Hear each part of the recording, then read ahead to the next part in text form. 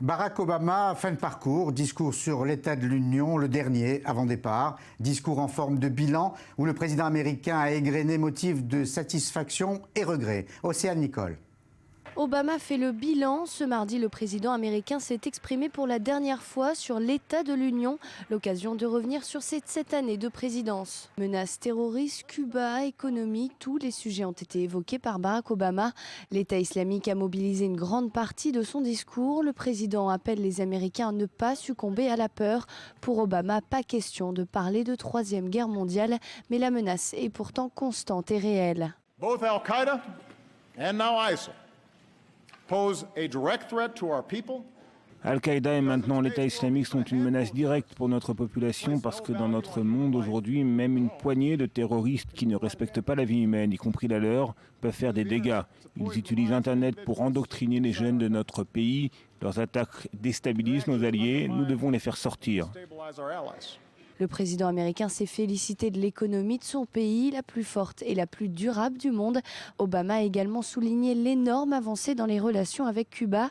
Il l'affirme, la guerre froide est terminée et il faut renforcer la crédibilité des États-Unis sur le continent d'Amérique latine. Après les félicitations, passe au regret. Barack Obama déplore les querelles et attaques récurrentes entre républicains et démocrates. It's one of the few regrets of my presidency.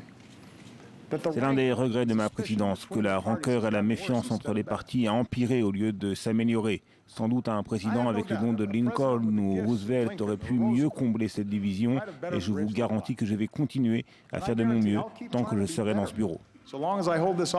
À 12 mois de son départ, le 44e président des États-Unis divise encore les Américains. Selon un dernier sondage, 46% approuvent l'action de Barack Obama à la Maison-Blanche. Et le rejoint en direct de New York, l'un de nos correspondants, David Benaïm. On l'a vu, David, les élus du Congrès ont été attentifs, mais les Américains eux-mêmes, comment ont-ils réagi? En d'autres termes, quelle image ont-ils aujourd'hui de Barack Obama? C'est dur de se montrer indifférent quand le discours est diffusé sur toutes les chaînes généralistes en même temps. C'est vrai que l'audimat du State of the Union est en déclin depuis 15 ans. On attendait tout de même 30 millions de téléspectateurs hier soir. Ça reste une très belle audience pour un format qui n'a pas évolué depuis 50 ans.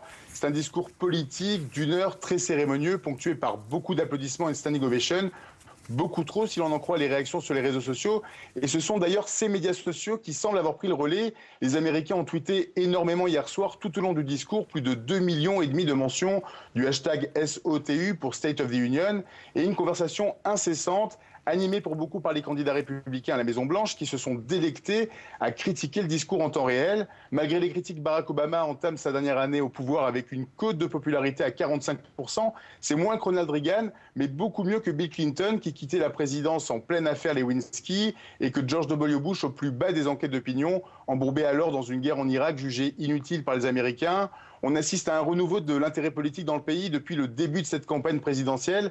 La présence de Trump n'y est pas étrangère. Démocrates et républicains prédisent un nombre de votants historique, encore plus élevé que lors de la présidentielle de 2008 où Obama avait attiré aux urnes un nombre impressionnant de citoyens qui votaient pour la première fois. L'autre clé de ce nouvel intérêt pour la politique, Paul, vient de la génération millénium, les 18-34 ans, scotchés aux médias sociaux, bien plus curieux et engagés que la génération précédente, qui compte bien s'impliquer dans les choix qui influencent leur quotidien et forgeront leur futur.